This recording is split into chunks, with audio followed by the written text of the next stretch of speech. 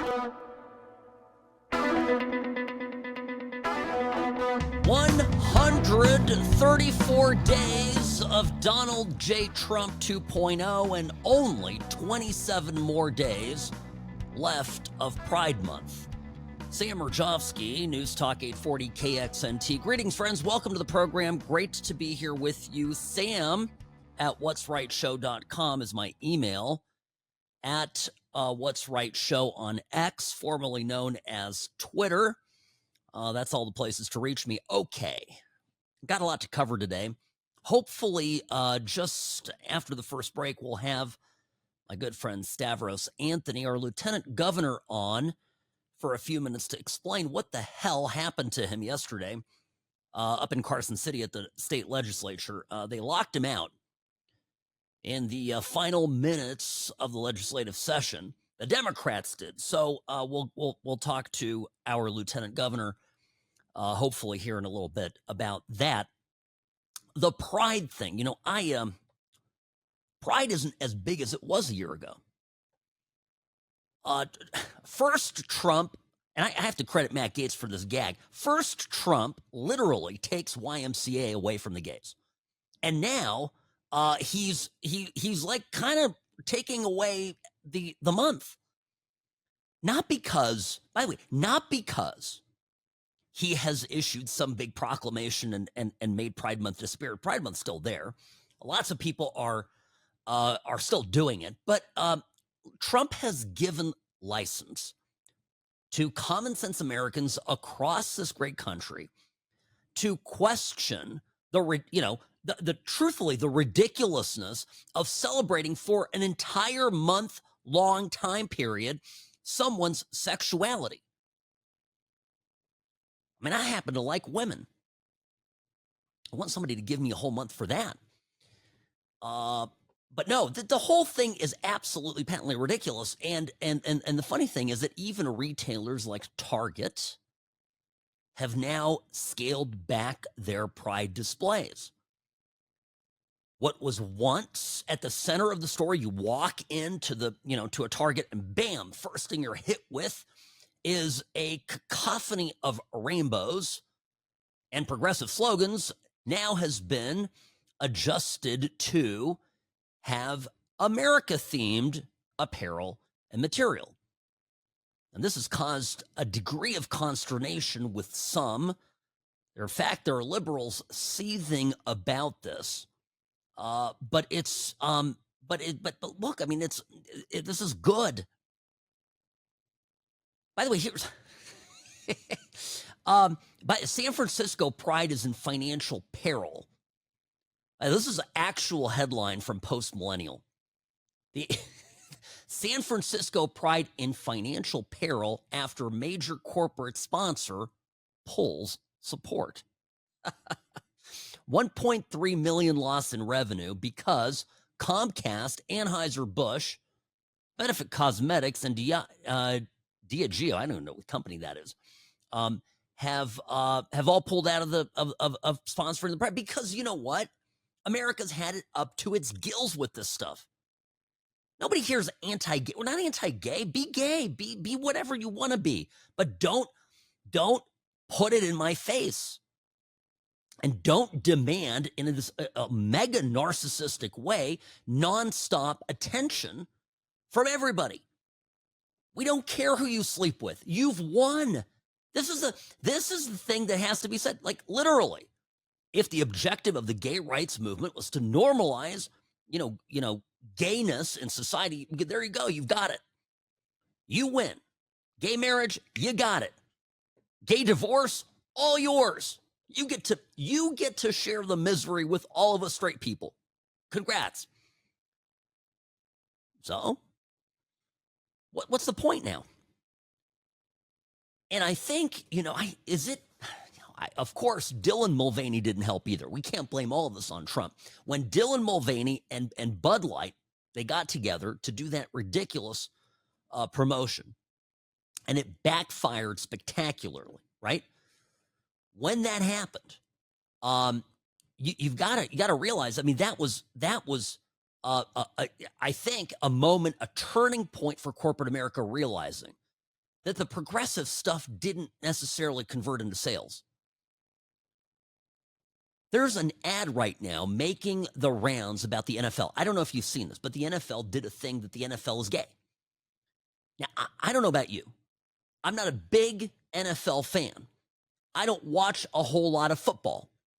But let me tell you what my gut instinct is that that's not going to sell.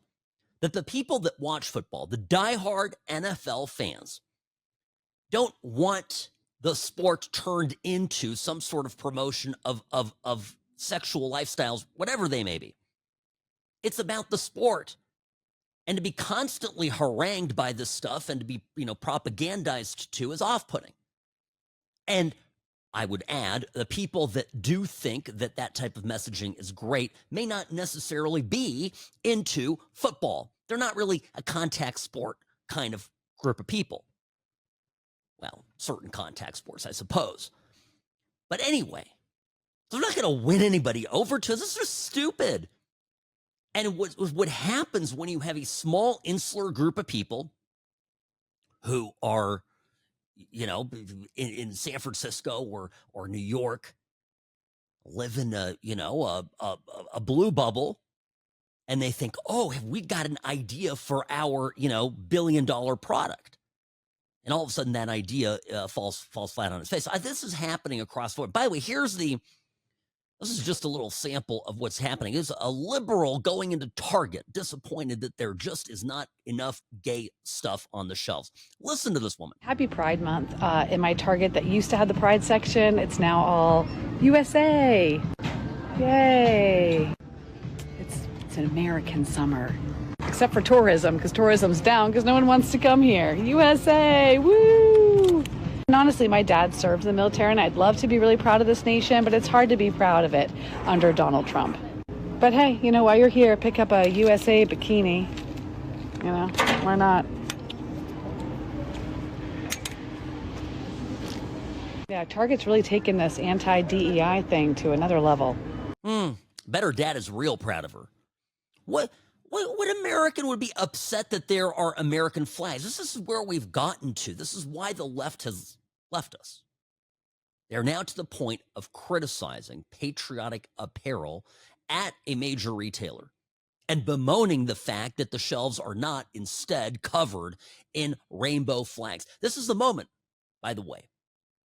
In the Polish presidential election, they had a debate, and the winner, the right-wing guy who won the election, I think his name is Mirejovsky, he literally, at one point during the debate, said to his liberal Soros Obama-supported opponent, he goes, "This is my flag." He goes, "This is put on a Polish flag on the podium." And he goes, "This is your flag." And he walks over and puts a gay pride flag, LGBTQIA plus 2 spirit, whatever the hell it is, flag on the podium in front of him. He said, "This is your flag. And this is the difference between us.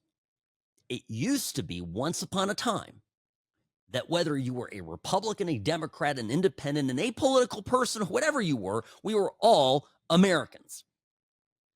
And the left has devolved into a political ideology, a movement that seeks to strip us of our binding national identity, strip us, remove patriotism from our society, and instead divide us, balkanize us into little groups of angry people, all pitted against each other, focused on our differences under the guise of celebrating diversity. That is what the political left has become. And this is why they're losing traction. And this is why they have to resort to tactics like what they did to Stavros in our state legislature. We'll cover that here. He's got time here now, so this is great. We're going to have him here after the break. Our Lieutenant Governor, Stavros Anthony. Stay tuned, folks. Sam Mirejovsky, News Talk 840 KXNT. The What's Right show is brought to you by Sam & Ash Injury Law, because you deserve what's right. I'm the best. Personal injury law has been the same for a long time. The best. Big egos, greed, and sleazy schemes. We've had enough. Welcome to Sam & Ash, the new standard for personal injury law, where things are done the right way, because you deserve a team that delivers real support and results. When you have both, your whole world can change. Salmon Ash Injury Law, because you deserve what's right. Hi, welcome back. The What's Right show is on, brought to you by Salmon Ash Injury Law, 702-820-1234, because you deserve what's right. Now, friends, I have somebody that I deeply respect, our Lieutenant Governor Stavros Anthony here joining us on the What's Right show today.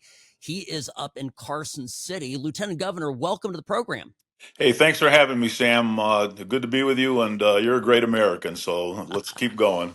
Well, I appreciate you saying that. It means a lot coming from you. So what the HE double hockey sticks happened last night with those Democrats up in Carson City? I saw your tweet this morning, woke up to it. They locked you out of the chamber?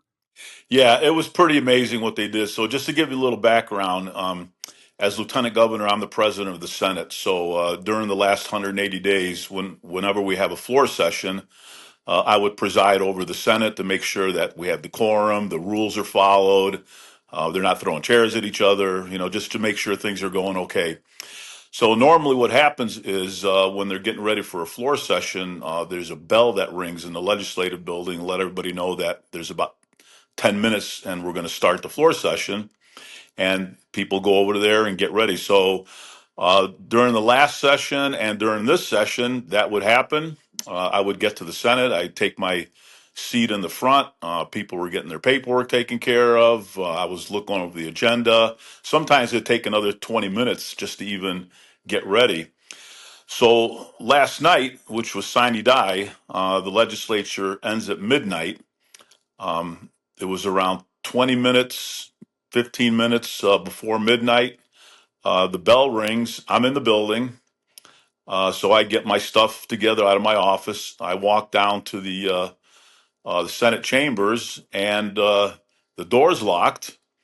And the president pro tem, who is Senator Don Darrell Lute, is presiding over the Senate. And I'm looking around going, what the heck's going on? So I look through the door, I look through the window, they see me, and I'm waiting for them to recess so they could let me in to preside over the Senate. Well, they didn't. And they just continued on. And the only reason they were doing that is because they wanted to speed it up, break some rules in order to get their lousy legislation passed at the last minute. That's the only reason they would do that.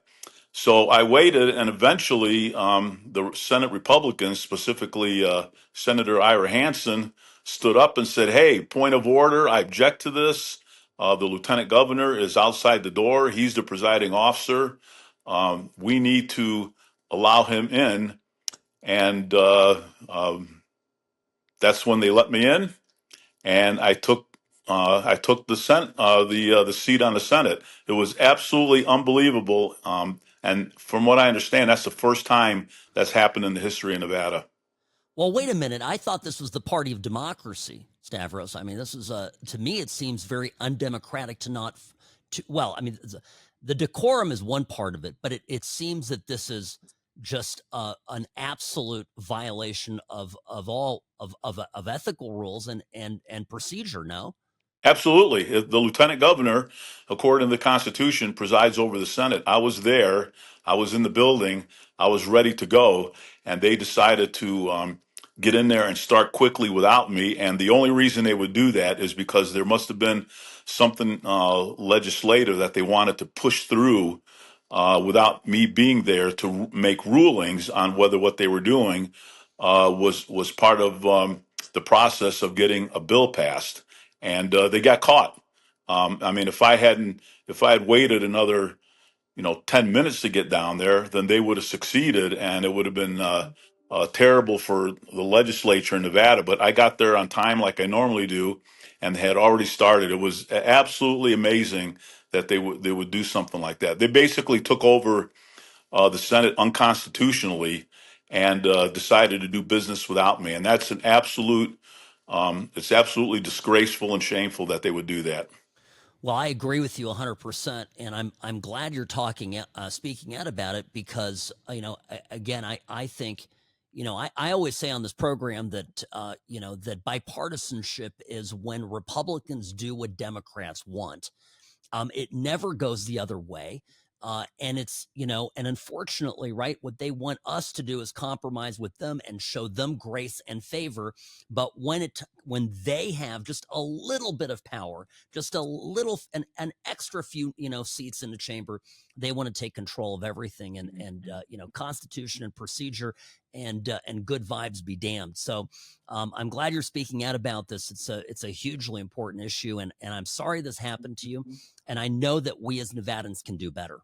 Absolutely. And I think what the Democrats, senators decided to do is use the playbook that's done in Washington, D.C., which is break the rules, destroy decorum in order to get what they want done in order to gain more power. And that's what they were doing last night.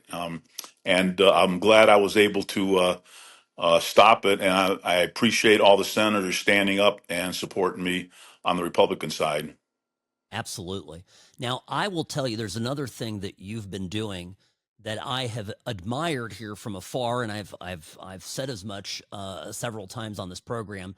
You are the strongest voice protecting females in sport in the state of Nevada, and you have been tireless in your efforts to speak up for and protect girls that are competing.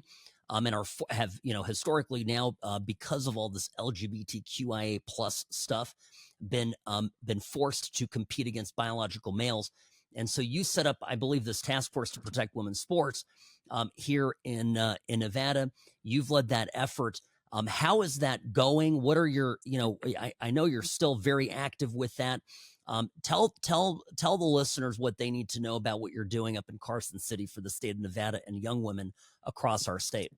Well, I appreciate you saying that, Sam. So, this biological men playing in women's sports has been around for, I mean, a few years, and it's been kind of a national issue. And Riley Gaines has been at the forefront, but it really, as far as anybody knew, wasn't really affecting Nevada. So not much was getting done here.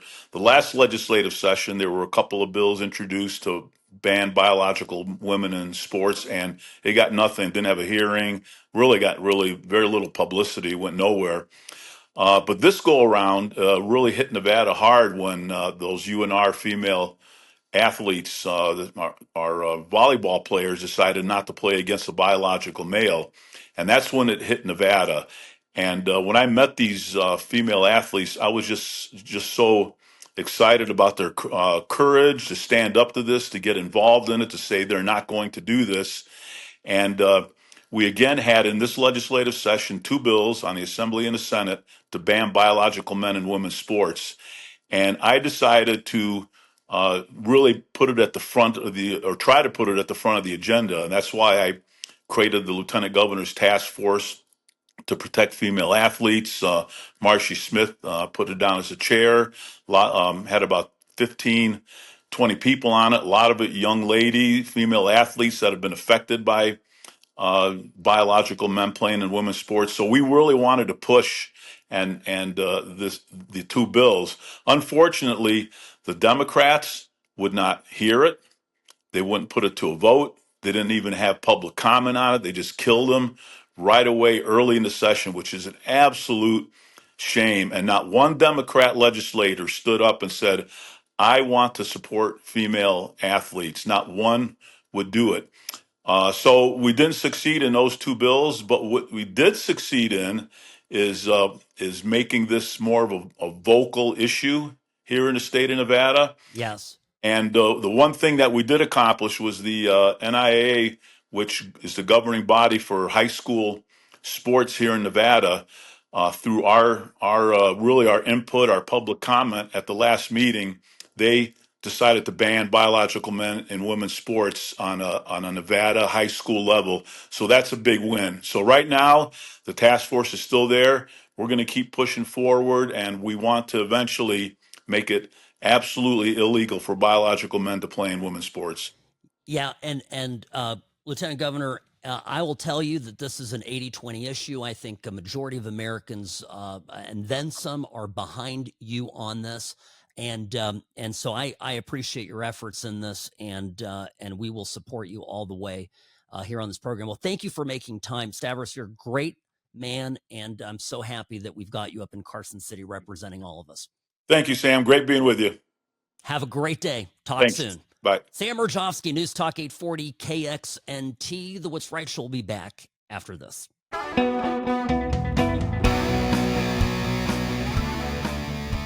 Rarely wrong, always right. Sam Mirejovsky here behind the What's Right microphone. Greetings, friends. Welcome to the program. Happy Tuesday, June the 3rd.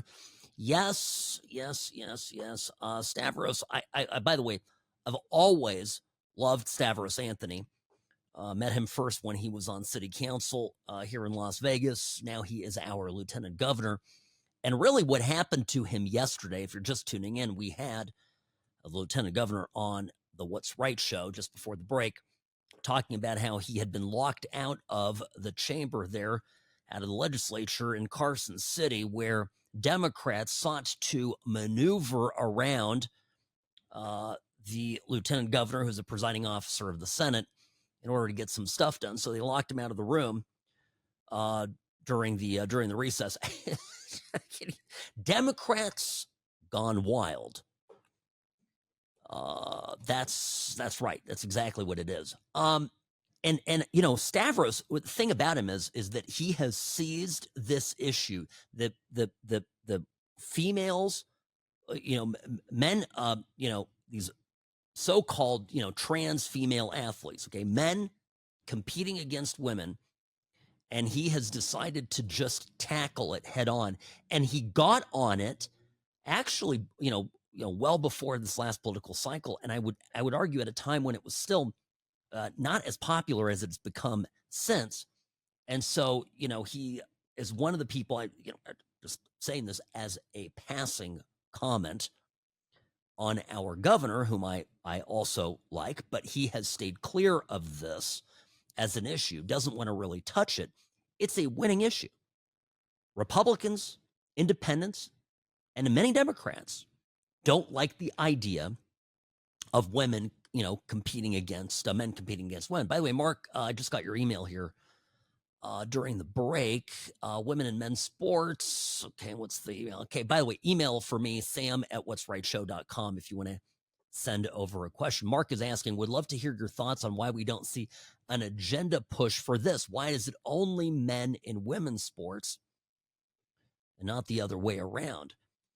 Let me see if I understand what you're asking. You're asking, why do we not hear about women who think that they are men competing against men in men's sports?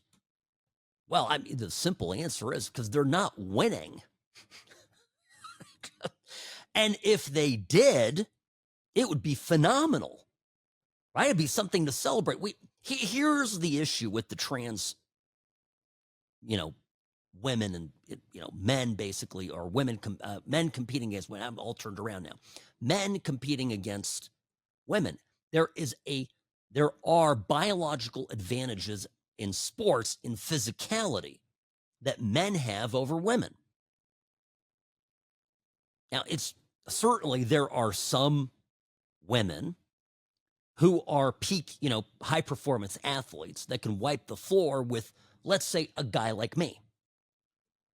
I'm a lot of things, a peak physical specimen is not one of them, I have to admit.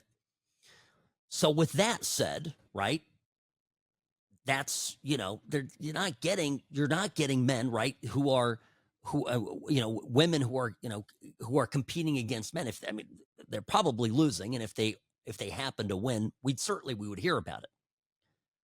What makes this deeply unfair is that you've got these men, competing against women, and the women are the top of the top, and they'd come in first, second, or third. They would podium in their sport, and you have men coming into that competition and forcing the women out.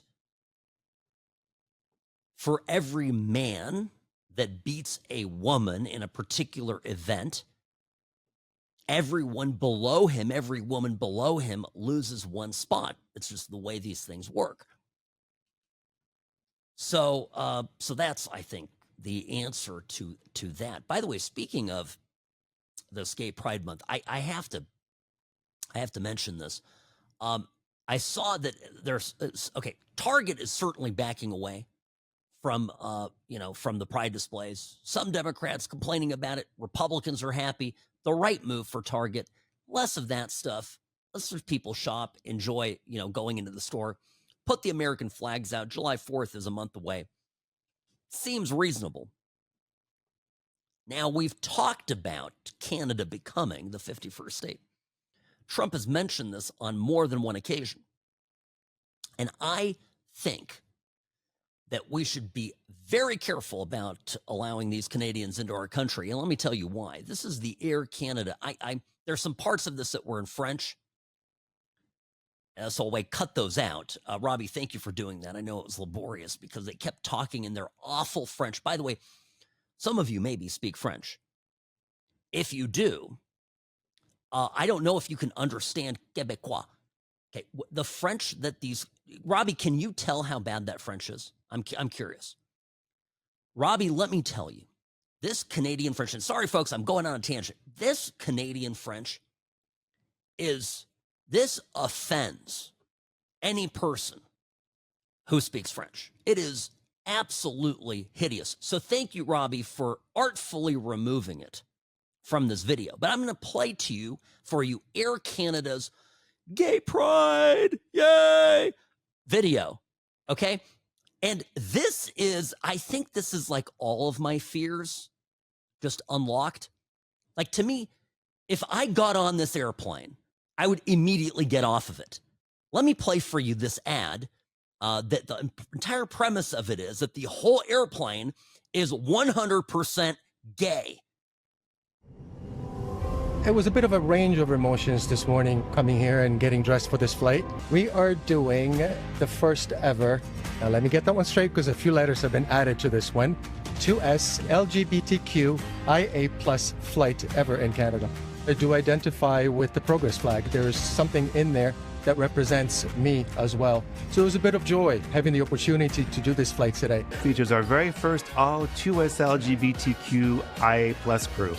The safety and the well-being of all the passengers on board rests in our hands. So it doesn't matter who they are, what they represent. I'm equally responsible for all of them. And want to celebrate not just our community, but our freedom to be who we are, both at work and in society. Valuing people equally, both in the air and on the ground, and celebrating our identities, no matter what they are, with customers and our employees is important to us. Shante, you all stay. I would walk on that airplane and do an immediate U-turn and go right back up the jet bridge. I am picturing reading right now the NTSB report for the crash, Robbie. Does any of this matter, okay, in the real world of making it to your destination safely? That's the ultimate question, right? Does any of this have any bearing on the safe operation of an aircraft? We have now, and this is probably why Gay Pride Month irritates me so much, we have now devolved into, and we're fighting back against it, but the world according to the left, and in Canada, this is running amok because they don't have Trump and they've elected Mark Carney after having, a decade with that other, effeminate loser. The left wants society ordered based on identities that have nothing to do with accomplishment, nothing to do with merit, nothing to do with results. To them, the only thing that is measurable here and praiseworthy is the fact that this entire crew is diverse. Only it's not diverse because they're all gay or trans or whatever. It's actually not diversity. Imagine saying, oh, we've got an all-black crew. You know what I want? I want an all-ex-Air Force crew. That's the diversity I want, Robbie, when I fly an airplane. I want a guy who can land an F-16 on an aircraft carrier in the dark, blindfolded. That's the captain I want on my Southwest flight. Is that asking too much? I don't need a pen with a little gay flag on it. I don't need to know who he sleeps with or doesn't sleep with. I don't want to know any of that. I just want to know, can my pilot literally, can he fly? Is he like the best that Southwest or whatever airline I happen to be flying with? Is it the best pilot they could have found that day for me, to fly the airplane that I'm in? But see, this is this is the leftist revolution that we find ourselves in the midst of. Best doesn't matter. Diverse matters, right? Because diversity is our strength. Until, of course, we become victims of our diversity by virtue of being surrounded by absolute imbeciles whose only qualification to do anything in life was their, I guess, whatever their identity is that is favorable or that is appreciated by the regime. That's what I think of Gay Pride Month. This is what it comes down to. We're just further balkanizing, separating ourselves out into little groups. Oh, we're supporting the gays. Now we're supporting the gays. Good. I mean, yay. Just fly the plane. By the way, I love that expression, fly the plane. I'm gonna tell you exactly. I use it all the time. I'm gonna tell you exactly what it comes from when I come back. It's a great story. You heard me say that, Robbie? Fly the plane. Just fly the plane. Great saying. Hang tight, folks. Be right back after this. Sam Mirejovsky, News Talk 840 KXNT. The What's Right show is brought to you by Sam & Ash Injury Law, 702-820-1234, because you deserve what's right.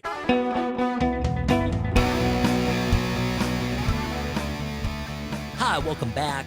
Sam Mirejovsky, News Talk 840 KXNT. Greetings, friends. Welcome to the program. Great to be here with you. So there was this expression I was talking about, fly the plane, in light of Air Canada's over-the-top LGBTQIA plus Pride Month video about a flight that they had that was all gay, all trans, all alternative people, from pilot to co-pilot to crew. And my commentary on this, of course, is just fly the plane. So there was a crash over the Amazon where an airliner was had its wing clipped by a private jet that was traveling the other direction. And, when two planes collide in the air, it hardly ever happens. But when it happens, it's just so sudden, right? Because if your two planes are flying at 300, 400 miles an hour or more toward each other, then you imagine the gap is closing at twice that rate. So if you're going to hit something, it's just a flash. You don't even know what hit you. And in the recording for the private jet that had a little, winglet, right? Little small, little kind of a tip of the wing that angles upward. That winglet sliced through the bottom of the wing of the airliner that was traveling just above it. And that airliner tragically spun out of control and fell down into the Amazon, killed everybody on board. But the private jet that was flying was an Embraer made in Brazil, was being ferried back to the U.S., and that just suffered a little bit of damage on the tip. But investigators obviously go and listen to the cockpit recording. And there was a pilot in command, which is called PIC, and an SIC who sits in the right seat, the co-pilot. And I think it was the PIC, the more senior pilot, that had the controls of the airplane, and he began freaking out.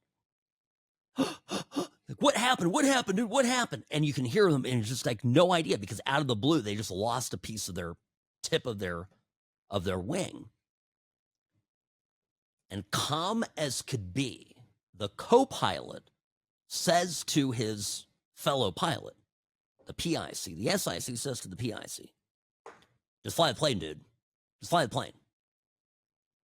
Just like that. Fly the plane, dude. Just fly the plane. And that's exactly what you're supposed to do. I'm not a pilot, but this is exactly what you're supposed to do if, what hits the fan.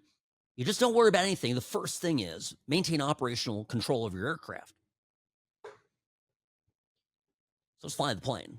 Don't give me all the LGBTQIA plus BS. Just fly the plane. But by the way, can you imagine that happens to LGBTQIA plus? They lose a wingtip. They have no idea what's going on. Oh my gosh! Oh my gosh! Oh my gosh!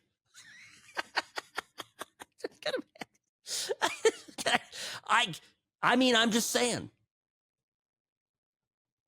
The last thing you want is a whole cockpit full of drama queens flying the damn plane. Anyway, I digress. Sunday at the West Hollywood Pride Parade, there are kids visible in this. I know you're saying, Robbie, and I know you're familiar with WeHo. West Hollywood, in the LA area. They just had this parade. This is what Pride Month devolves into. Basically, erotic dancing by scantily clad, if not naked people in front of kids, and we call it diversity. If you're listening, you can't see it. Doesn't matter. I'm still going to play to you what this thing sounded like. And those of you watching this on Spotify, on YouTube, etc., you can see exactly what I'm talking about. Here you go.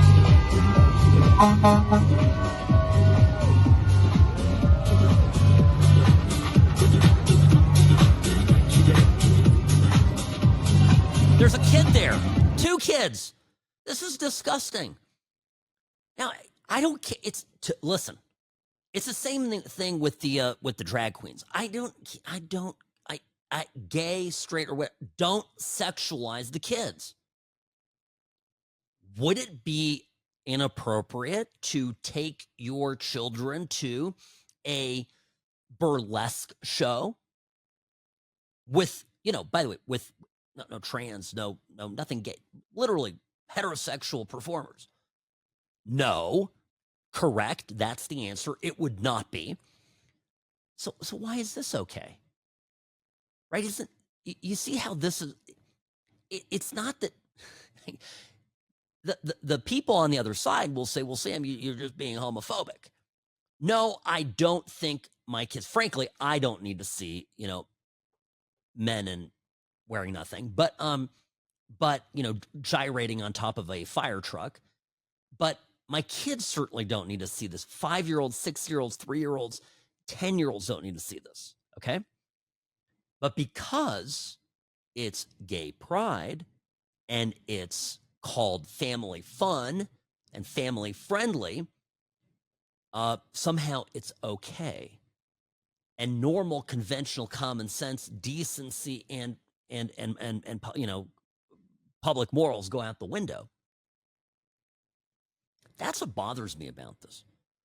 Like I said, my birthday is this month, on the 29th, if anyone's keeping track. And I remember years ago, it was I don't know what it was. Daniel was little. He was still in a stroller. So it could have been 15 years ago. We went to San Francisco before it went to hell. And we're from Orange County. My wife is from Utah. We just, live in the suburbs. And we didn't know, I didn't know it was Gay Pride Month. I wasn't on top of it back then. I, didn't have, blocked off in my calendar or anything. So we get down to San Francisco. We get to our hotel on Market, just off Union Square there. And all of a sudden they're like, oh, it's Gay Pride. It's Gay Pride. Careful. There's going to be a lot going on. So we leave the hotel with Daniel in the stroller, and we go outside of the hotel, and the parade, the San Francisco Gay Pride Parade was on my birthday because it was Sunday or whatever it was. Oh my gosh. And there's men in chaps with nothing else. And we're like trying to get Daniel through, this. And I'm not even going to describe all the stuff that we saw. I think Sherry is still recovering, Robbie, to be honest. We talk about it here and there. But our main takeaway all those years ago is we went back to the hotel eventually, and I wasn't drinking back then, which was part of the problem. So I went back to the hotel, poured myself a glass of milk, and I said, we looked and said, how does this help the gay cause? Right? I mean, if they want us on their side, if they want to say, hey, we are just like you, we are just normal people like you, straight people. We're just, we're doctors, lawyers, professionals, teachers, whatever. We're just normal like you. how does this perverted, just, theatrical, over the top parade do anything to win over America? And that's another part of it. I really think it's deeply injurious to the cause. I really do. Now, speaking of injurious, we'll get back from the break here. I want to talk about the Democratic Party because there's more data out now about just how bad it is for them. And I think it ties into supporting all this ridiculous stuff and aligning themselves with all of these causes that really is eroding that support. So we're going to link this up if we can. Sam Mirejovsky, News Talk 840 KXNT, the What's Right show, brought to you by Sam & Ash Injury Law. In a crash, call Sam & Ash. 702-820-1234, because you deserve what's right.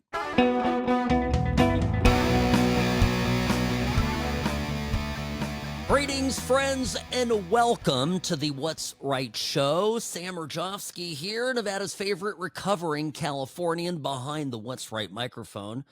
So good news, I think, out of California. Let me share this with you.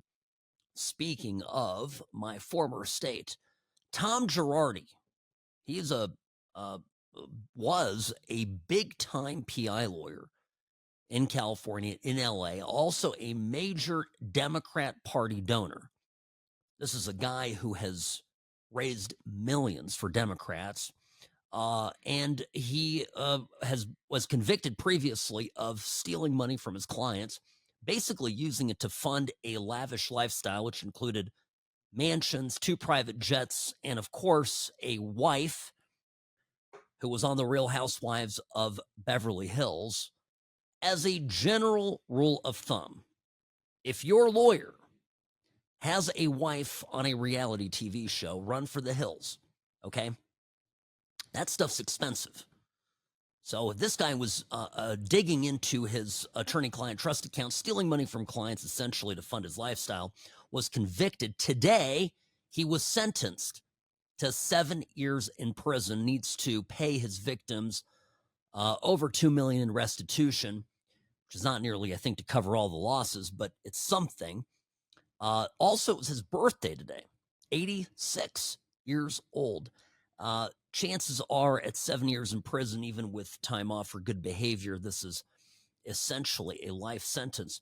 Now, I mentioned this before. I knew Tom Girardi not well, but had met him on a couple of occasions. At one point in my life, in a difficult moment, he did something good for me.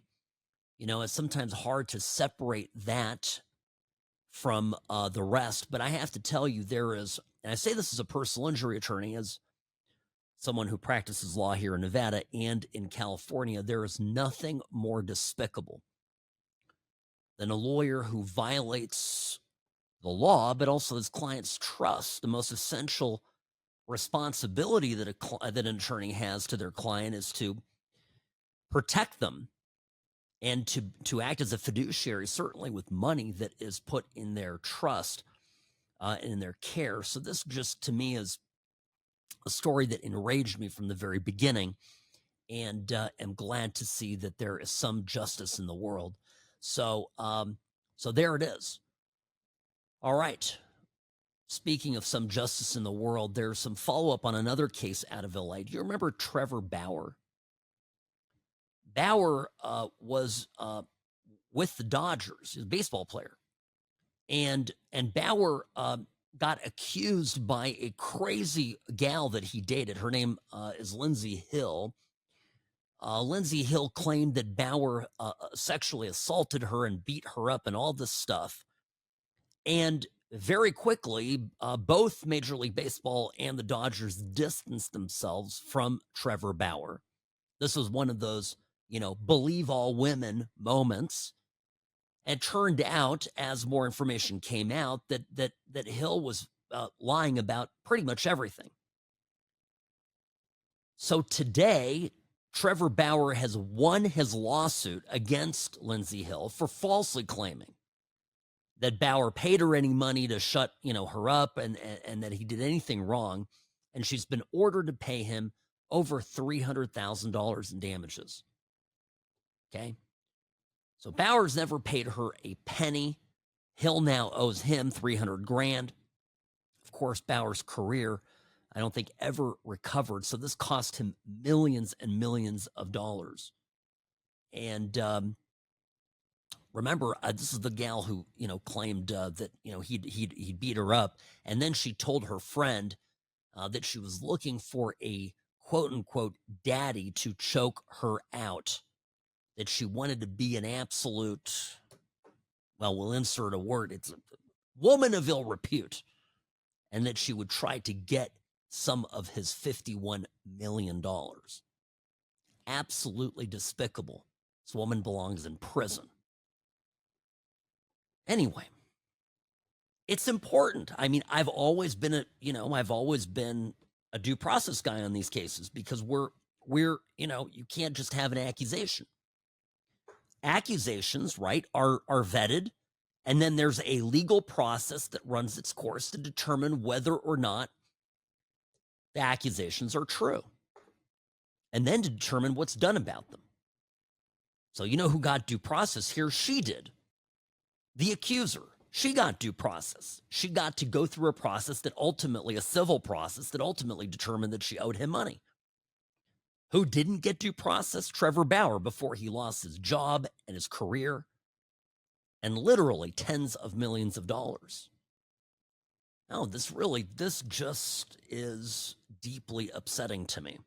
So, believe all women? I don't think so.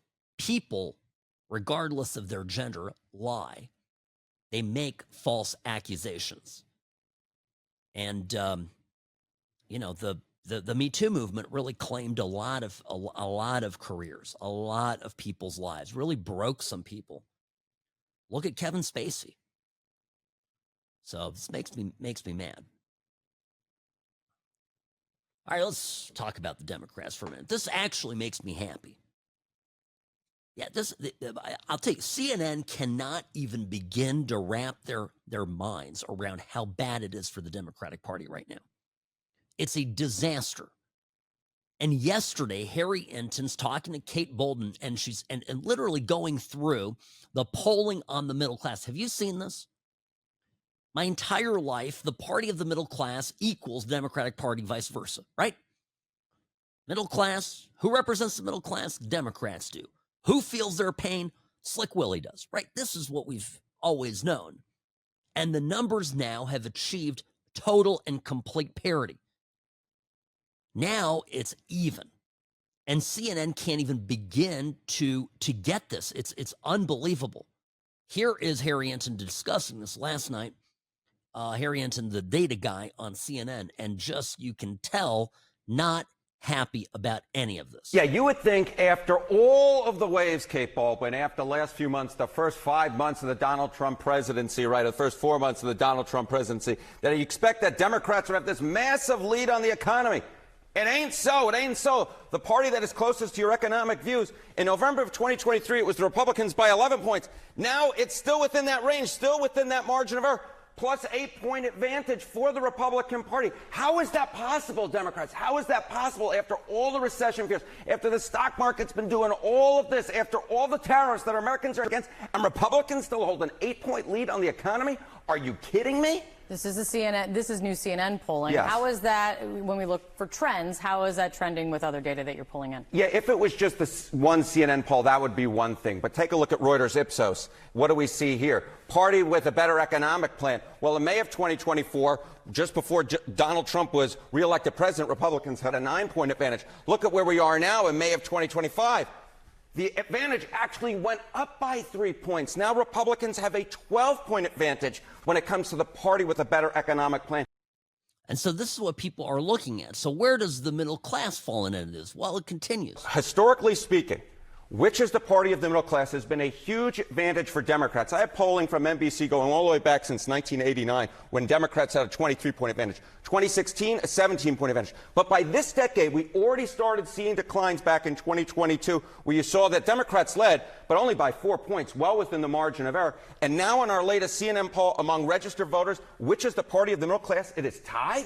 This, I think, speaks to Democratic ills more than anything else. They have traditionally been the party of the middle class. No more. Donald Trump and the Republican Party have taken that mantle away, and now a key advantage for Democrats historically has gone adios amigos, and now there is no party that is the party of the middle class. Republicans have completely closed the gap, Kate. All right. Again, absolute disaster. Look at that. From a 23-point advantage to even, Steven. I mean, Trump gets credit for this, right? I mean, this is what, the Republican Party has now, under Trump, become the party that supports working Americans, that supports the middle class. It's no longer the country club Republican Party of George W. Bush, of George H.W. Bush, of Senator Graham and others. And a good thing, right? And a good thing. Now, Republicans have this. Can they keep it is a question. You see the tweet from Elon Musk? I got to take a break. But yeah, Musk is not happy, and I do not blame him. Sam Mirejovsky, News Talk 840 KXNT, back after this. The Salmon Ash team, they wanted me to have the best care. They had my interests at heart. I have an enormous amount of gratitude. I cannot say enough thank you.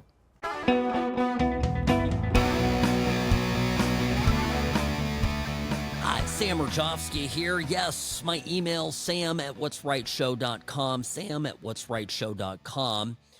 Great to be here with you, friends, this beautiful Tuesday. Not too hot of a day here in Las Vegas, but we're getting there. Summer temps are rising. This is the time of year everybody starts talking about the heat. It's a big talk of the town. And then, of course, it starts to get hot, and all of a sudden people begin leaving Las Vegas and escaping anywhere they can get to. I don't know, the summer, I like the summer here. I like the heat. It's the cold that I can't stand. So this does not bother me in the least. But some of you, I know this is a difficult time of year. So if you do happen to be on the move, on the go, leaving town, be sure to follow, either on Spotify, Apple Podcasts, or wherever you get your podcasts, the show. Carry the What's Right show in your pocket. That's right, on demand. And we usually put the episode up about an hour or so after we are off air. So it's always fresh, and it's there, and it's for you to enjoy whenever you have a moment. By the way, it's free, so you don't have to really do much. And if you go on X, on Twitter, follow @What'sRightShow, and the whole episodes and clips from the program are loaded on there, so you can get that. Even if you don't have time for the whole show, can capture some of the moments of what we've done here. Excellent. So Elon Musk tweeted out, let's see, this was at 10:30 this morning, our time. I'm sorry, but I just can't stand it anymore. Well, that got my attention. This massive, outrageous, pork-filled congressional spending bill is a disgusting abomination. Shame on those who voted for it. You know you did wrong. You know it. He then retweeted this tweet, and he said it will massively increase the already gigantic budget deficit to $2.5 trillion and will burden American citizens with crushingly unsustainable debt. Now, he's right about this. And, I've seen different conflicting signals now, Republicans moving for the cuts, codifying the cuts. I've seen something from Representative Luna saying that they're not going to do it, which I hope will cost Republicans votes on this package. It's not going to get done. But I just want to point something out here. In the year 2000, just some numbers. Our budget deficit was $236 billion. And rightly, we were screaming about that, right? Then it dipped in 2002 to $158 billion. 2003, now we're, of course, we're in the midst of the thick of it with Iraq. 378 billion. 2004, 413 billion. Kind of vacillates around there, goes down to 161 billion in 2007. 2008, 459 billion. In 2009, we get Barack Hussein Obama. $1.41 trillion deficit. I mean, it just tripled from 2008 to 2009. 2010, 1.29. 2011, 1.3. So people don't realize that, you know, this was absolutely wild time. So you know, it's and now we want to do a 2.5 trillion. Just to put it into perspective. We were 3.13 trillion in 2020 coming out of COVID, 2.7 on 2021, 1.38 in 2022. It's not sustainable. So imagine what would happen to you or I if we just perpetually kept getting ourselves further and further into debt year after year. I mean, it's just, the thing is like, look, I mean, all the power Congress has, it's the power of the purse, right? You show up in Washington and you look around and you go, okay, I'm a legislator. I'm in the Senate. I'm in the House. I'm in Congress. What power do I have? Well, you pass laws and spend money. Which one do you think wields more power? Which one of it gets you more love from people with influence? It's the spending money. If they don't spend money, they don't have any power. There's just a perverse incentive here to continue doing it worse and worse and worse, more and more and more, until we blow the country up.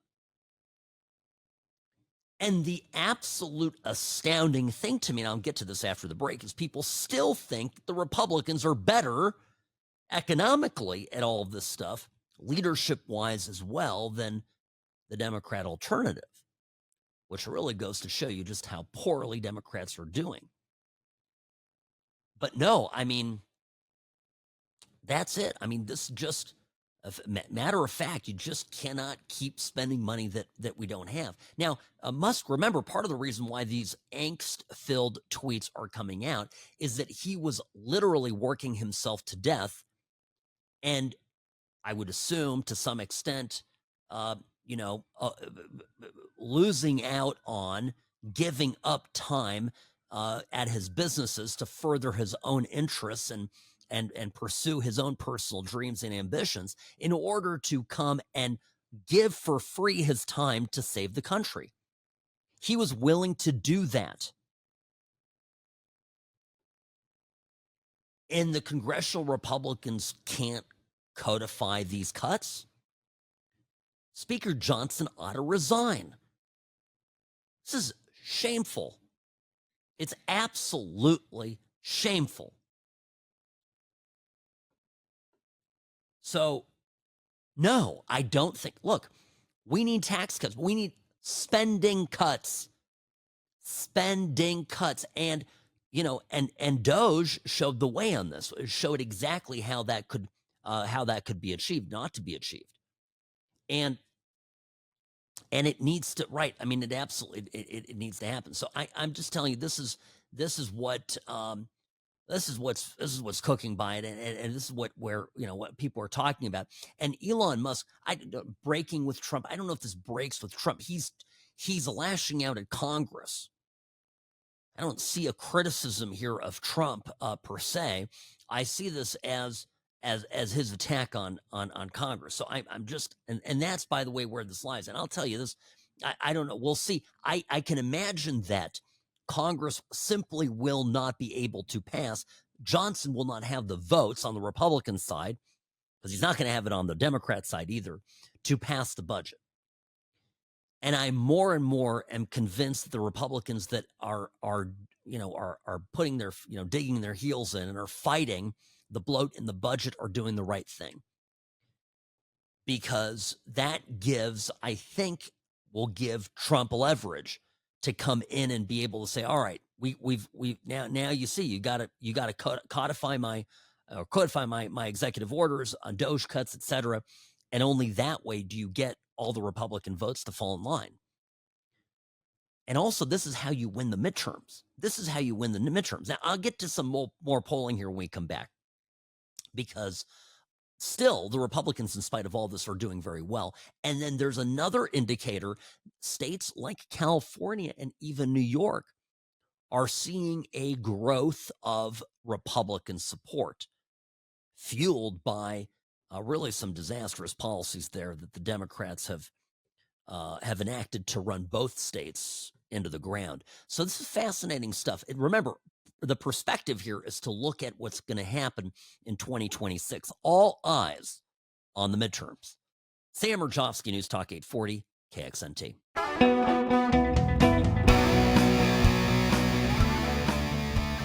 Greetings, friends. Welcome back. Sam Mirejovsky, News Talk 840, KXNT. Robbie, I'm so happy you found this. This is in a publication out of Barcelona. Barcelona is a city in Spain run entirely by communists, okay? If you go to Barcelona, in most cities in Spain actually, but Barcelona in particular, you go there and every other window has a Palestinian flag hanging out of it. So apparently, I was mentioning the heat, so Robbie sent this to me. It's not a hot day today. It's a little muggy, actually. Not too bad here in beautiful, sunny Las Vegas. But get this. The Spanish government has decreed a law to save energy. It's coming into force, and businesses will have to limit their AC setting to 27 degrees centigrade. Now, what is that? That's, what about 80 degrees? So, that's, that's terrible. Awful. Absolutely awful. Okay. I'm just letting you know. This is what we're dealing with. Okay. All right. We're going to save the planet, but you're going to sweat to death. Sam Mirejovsky, News Talk 840 KXNT. The What's Right show is brought to you by Sam & Ash Injury Law. Yeah, if you go to Spain and you drop dead because the AC is set to 80, there you go. Call Sam & Ash. No, if you get into an accident, you get hurt, don't trust the insurance company. Don't listen to what your agent's a great guy. I get it. But at the end of the day, it's the insurance company. It's going to be some computer somewhere, some adjuster in a faraway place that is making decisions about your case based on what's best for the insurance company, for their shareholders, not about what is right for you. Get legal help, get advice, get a sounding board, figure out what you need to do. Call Sam & Ash Injury Law today, 702-820-1234, because you deserve what's right. Okay, so Democrats lost in the kind of wandering out there in the wild. And there's another report out of CNN. I played the one here with Harry Enton just earlier this hour, talking about how they've lost the middle class and that Republicans are still favored on the economy, which Harry Enton couldn't believe given all the seesawing back and forth on tariffs that are themselves unpopular. How is it that Democrats could still be losing ground to Republicans on the economy with all the madness going on with Trump? Maybe it's not madness, is my response. Maybe people like that something's finally being done. And David Chalian, I think, gets a little bit at this when it looks at leadership and how people perceive leadership and strength of leadership on the Democrat side versus the Republican side. So this was on Sunday, and this is a great commentary on this, which I think is very important to follow. This is how Americans sort of see the parties. Which party is better described as the party with strong leaders? Look at this. Wow. 16% of Americans say Democrats, 40% say that of the Republican Party. Now, overall, no party's doing great. Lots of Americans say neither of these qualities apply to either party. But look at how much worse off the Democrats are. A party that gets things done. Only 19% of Americans say that about the Democrats. 36% say it about the Republicans. In fact, the only place that the Democrats are numerically ahead, party of the middle class, this is basically a tie, though. Yeah. 34% say that of Democrats, 32% say that of Republicans. But this, I think, is the most fascinating. How do partisans talk about their own party? Right? So among Democrats and Democratic leaners, 32% say Democrats are the party with strong leaders. I mean, of their own kind, right? 82% of Republican leaders say that about the GOP. Only 41% of Democrats say they're the party that gets things done of their own kind. And I will just say, 51%, Manu, a majority of Democratic and Democratic leaners say neither party gets the party that gets things done attribute. Imagine that's the project that Democrats are working on. Yeah. In other words, right, all Americans favor Republicans on these points. Party that gets things done, party with strong leadership, etc. But then when you poll Democrats and you ask Democrats about Democrats, and you poll Republicans and ask those Republicans about Republicans, what happens? Republicans blow the Democrats out of the water. We like what's happening in our party. We like our party leaders. Read Trump and the MAGA movement. We like what's occurring, and they don't. Now, why is this particularly good news for Republicans? Well, I suspect that when you look at a portion of those Democrats that are disenchanted, it's that the Democrats have moved so far to the left that for them to be satisfied with their leadership, they would expect more leftist radicalism from their leaders. And my gut is, and I think you agree, is that just wouldn't sell with the rest of the country. Because I don't think the rest of the country wants crazy leftism. We don't want a government run by BLM Antifa, okay? It's not what we want. Americans aren't interested in that. We're not buying it. But among Democrats, unfortunately, more and more of them have been significantly radicalized. This is why we're talking about AOC stealing Chuck Schumer's seat. Stealing is, of course, a big word, right? But let's look at it. Let's look at the comparison, okay? On the Republican side, I don't know if you saw this, but Ken Paxton, who is the AG down in Texas, controversial guy, but certainly somebody who has supported Trump and has been a MAGA stalwart. He is might be challenging John Cornyn, longtime GOP senator from Texas. The last polling I saw this morning, I don't have it in front of me here, Robbie, but I think it was something like 22 or 25 points up ahead of the incumbent. Now, just hear me out. This is apples to apples, right? I'm saying you've got Cornyn, longtime Republican senator from Texas. You have Chuck Schumer, longtime Democratic senator from New York. Texas, Republican state, New York, Democrat state. Okay. Now, let's talk about this. Who are they being challenged by? Because Cornyn is being challenged by Ken Paxton. Ken Paxton's not a nut, okay? He's just a MAGA guy. He's not really, trust me, guys, he's a conservative guy. What's AOC like? She's part of the squad. And she is, by the way, her polling is yet equal part higher, like similar. It's a similar scenario.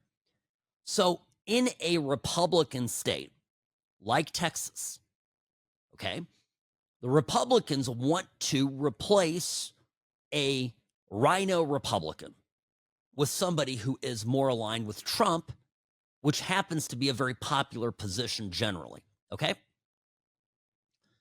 And what do the Democrats want to do? They want to replace their longtime person, who's, by the way, who's forced to constantly be even further left than he wants to even be. I'm convinced of this. Schumer's an idiot, but he's definitely having to become more radical in order to fit into this new Democratic Party, and in fact, fight for his political life. And you see that the Democratic Party is likely, if AOC challenges him, will move further to the left. Oh, but Sam, she's charming. I know I've met her. I get it. Yes, I agree. AOC is politically competent. Do not underestimate her, ever. Not to be underestimated, but she's a radical. And that's what the Democratic Party is doing. So when you look at these poll numbers, 17% of support among Democrats who think that their party is strong, right? Yeah, okay, yeah, it's low. But their strength, they would love to see Rashida Tlaib as the leader of the Democratic Party. I bring that on. Let's just make it official. Let's make the Democratic Party the party of Hamas. And just come out with it, right? We're from the river to the sea, the Democrats will set us free, okay? Like, just do it. Embrace it. Own it. Because what is sort of rippling here under the surface, this is why in part I'm bringing up Chuck Schumer, because both in California and New York and New Jersey, there is growing trends of people migrating rightward toward Republicans. And, I'm not going to say, Lee Zeldin, when he ran against Hochul, did surprisingly well. Lee Zeldin, of course, is a great guy. Love him. Former congressman. Ran against Hochul. He got closer than anybody has in a while. And thanks to Zeldin running, he got a lot of Republicans to come out and vote. And I'm convinced that he picked up basically 2 congressional seats in the state of New York. And now Elise Stefanik is making noises about running and to challenge Hochul, who herself is being challenged by somebody on the left. So listen, Elise Stefanik put this out. When is this? This was Monday, yesterday, an interview with Fox News, and it's telling about what's happening here in blue states. I dubbed Kathy Hochul the worst governor in America because it's true. It's not just Republicans, but it's independents and Democrat voters as well across this state who understand that she has failed. She has delivered catastrophic failed policies in New York. This is her hand-picked lieutenant governor that she chose. That is now primarying Kathy Hochul. And it's because she's failed at her job. It is because we have an economic crisis, a crime crisis, you name it, a corruption crisis in New York State. So I think she's going to have a very competitive primary. If you look, the polling shows over 50% of New Yorkers want someone new in the governor's office. So this is just more people stepping forward. I am considering running as the Republican candidate to fix decades of decay by single-party Democrat rule. And does this news about her facing a primary challenge now from her own lieutenant governor maybe push you a little bit further towards making that run for governor? I think what it shows is that everyday New Yorkers, including her own appointed lieutenant governor, realize that she has failed New York and that she has led the Democrat Party in the state, which has embraced defund the police, which has embraced sanctuary city policies. We are the highest tax state in the nation, the least friendly to small businesses. This is Kathy Hochul's failed legacy, and New Yorkers of all political stripes are going to step forward and vote for new leadership. Elise Stefanik is great, and she's a congresswoman from New York. Remember, she was going to be in the Trump administration as the ambassador to the UN, Robbie? Is that what was a post that was discussed? And then they needed her in the House, and also maybe, Elise Stefanik wanted to eventually run for governor, and that was on her radar, so maybe a post in the Trump administration wasn't for her. But regardless, it is now suddenly not out of the realm of possibility that New York elect a Republican governor. Stefanik is popular. She's likable. And the state is in the dumps. And against this backdrop, by the way, imagine a universe where you have Gavin Newsom wanting to run for president in 2028. Boggles the mind. Of course, that's a political eternity away. 3 years, 3+ years. But, I'm raising the specter of it. Sam Mirejovsky, News Talk 840. Right back after this.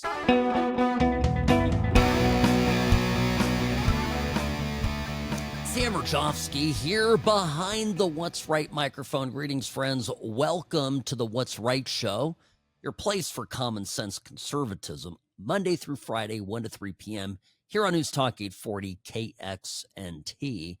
So, by the way, did you see this? That Greta Thunberg deployed to Gaza. She's on her way over in a boat, in a sailboat.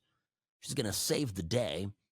The actor Liam Cunningham, also there, posted a video.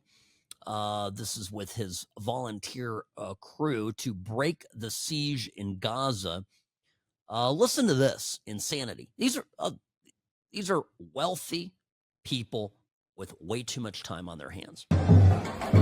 Okay, hi, I'm Liam, Yasmin, Tiago. If you look in the background, there's a beautiful boat. These beautiful people are going to be going to break the siege in Gaza. These are our coordinators, and if I may use it, they won't use the word our heroes. Please, tell them why you're here. Hi, my name is Yasmin. I'm from Germany. I'm a German citizen, and I feel it's my duty to be here because Germany is the second largest weapon supplier to this genocide. For 19 months they have been supplying weapons over weapons. They have not stopped aiding and abetting the genocide. And I'm here on the Madeleine to sail to Gaza to deliver the much needed aid because for 3 months we have been seeing nothing but destruction. 19 months of destruction, but 3 months we have been seeing starvation. And the world is supporting that. Instead of stopping the genocide, instead of upholding humanity and international law, they're stepping on it with their feet. And that is why we are here. The international community is breaking international law. That's why we're here. We're doing the job that they're supposed to do. Please follow us, watch our progress, and make sure no harm comes to these beautiful people's heads. Yeah, I don't know if they're actually in Gaza. It looks kind of nice there. Not the ocean in the background. I mean, Gaza is on the coast.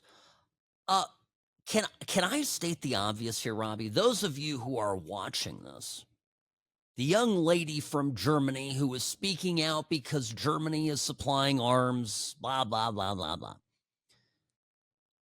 She reminds me, and this is tragic, actually. She reminds me of many of the idealistic young people, women in particular, who attended the Nova Music Festival on the border with Gaza on October 7th,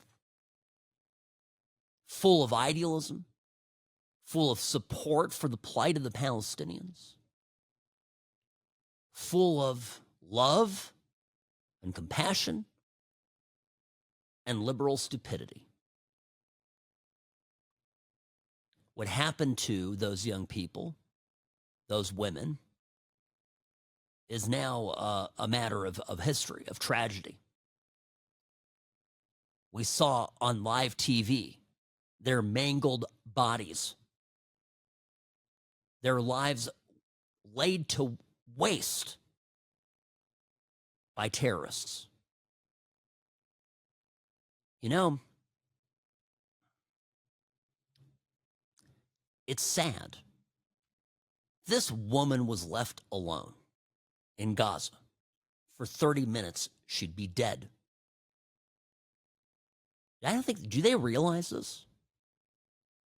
You know, I think, again, I always reference him, Professor Gad Saad, Lebanese descent professor in Canada, who is now spending more and more time in the U.S., which I do not blame him for that, calls this suicidal empathy. And it's precisely that. These liberal morons have no idea the barbarity behind the poor afflicted people that that they're supporting. Have no concept of it. Incidentally, there are now reports coming out of Gaza today that there are widespread lynchings What's going on? Well, according to some, apparently the people of Gaza, Palestinians, ordinary civilians, are going after and hanging publicly terrorists affiliated with Gaza, with Hamas. They've had enough. The people have been used as human shields. The people have been reduced to unimaginable poverty. Not by the hands of Israelis, okay? The IDF or whatever, but by their own leadership. And nobody wants to recognize that. And this Liam Gallagher guy, he's not he's not talking about the remaining hostages who have been there for 603 days and counting. He's not talking about them. Not raising. Again, you want to end this, it's very simple. Anytime anybody says, you want to end this, return the hostages. Hamas has never wanted to end this. They want as many of their people dead so they can use it as a political cudgel against Israel. And every one of these little Western liberal idiots is just that, a tool in the hands of Hamas. Embarrassing and shameful. Sam Mirejovsky, News Talk 840 KXNT. Great to be with you folks. Back tomorrow, same time, same place. Over now.